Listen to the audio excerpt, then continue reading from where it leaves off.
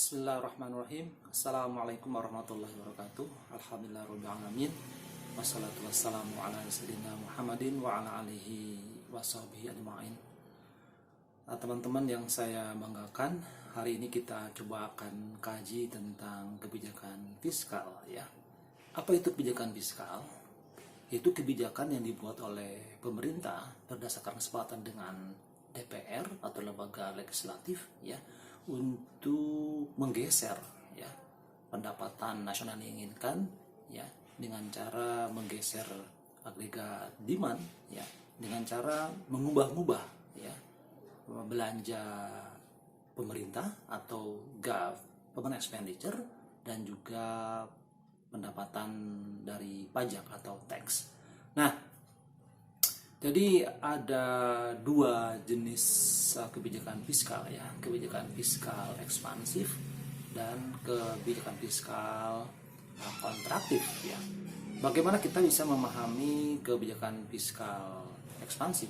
Tapi sebelum itu kita akan bahas dulu dari manakah sumber belanja negara itu sendiri yang tadi saya sampaikan, yang dapat menggeser agregat demand dan juga akan menggeser pendapatan nasional.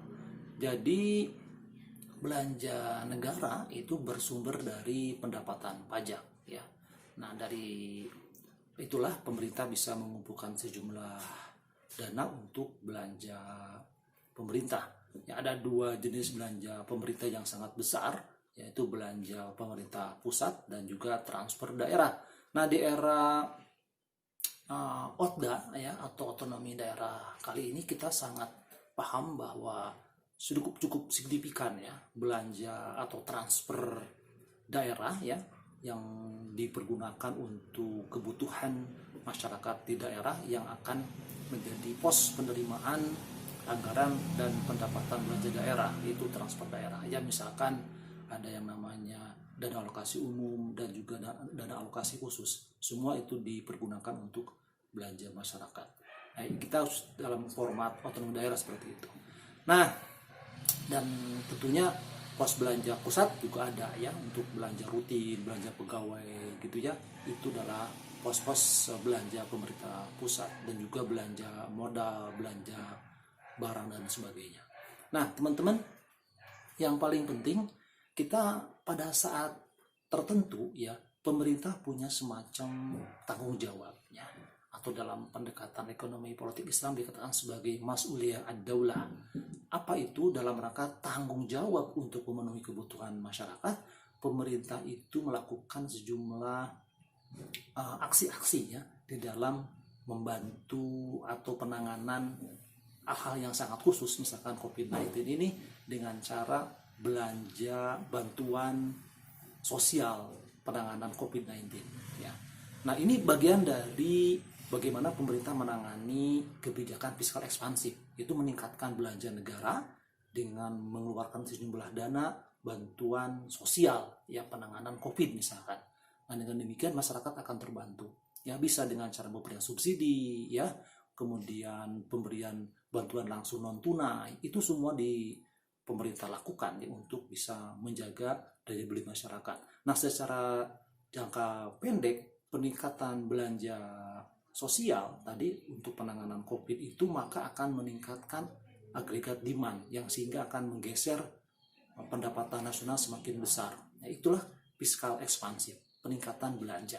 Kemudian juga memangkas pajak. Jadi pemerintah memangkas berbagai macam pengenaan pajak kepada masyarakat, pengurangan PPN, pajak pertambahan nilai, pengurangan pajak penjualan, pemangkasan rate pajak penghasilan, itu semua diusahakan untuk bisa meningkatkan daya beli masyarakat, yang nantinya akan meningkatkan agregat demand atau permintaan secara keseluruhan, yang nanti akan menggeser juga pendapatan nasional.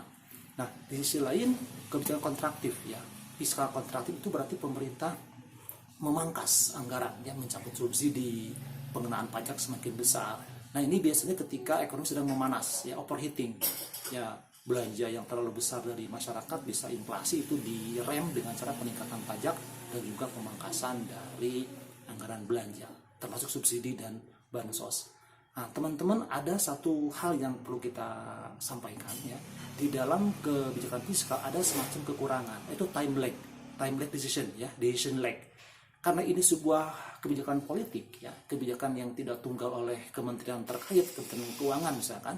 Ini sebuah kebijakan yang merupakan paket ya, kesepakatan dengan DPR.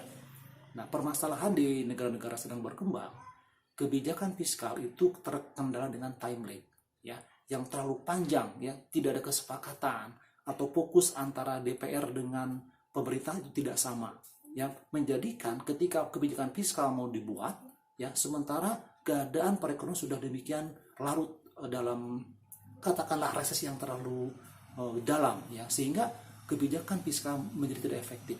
Nah, oleh karena itu ada satu hal yang perlu saya sampaikan di dalam hal ini secara akademis ya, bahwa kebijakan fiskal itu betul-betul harus fokus ya, antara pemerintah dan DPR harus punya kesepahaman yang sama ya. Tidak boleh berbeda argumen yang terlalu kuat ya, sehingga membuat kebijakan fiskal berlarut-larut untuk tidak dapat diputuskan. Contohnya begini, ketika ada sebuah resesi, maka pemerintah dan DPR harus sepakat ekspansi fiskal ya, peningkatan bantuan sosial, peningkatan subsidi, sehingga akan meningkatkan daya beli masyarakat dan tetap menjaga ekonomi dalam kondisi stabil. Nah, kalau pemerintah punya semangat tapi DPR tidak punya semangat, atau sebaliknya DPR mengajukan sebuah katakanlah rancangan baru gitu ya pada saat APBN sedang berjalan tapi pemerintah tidak fokus, maka ekonomi semakin berlarut. Ya, demikian saja teman-teman. Sekali lagi, kebijakan fiskal dibuat dengan mengotak-atik belanja negara dan pendapatan negara dalam rangka mencapai ya perekonomian yang diharapkan ya. Semoga bermanfaat. Wassalamualaikum warahmatullahi wabarakatuh.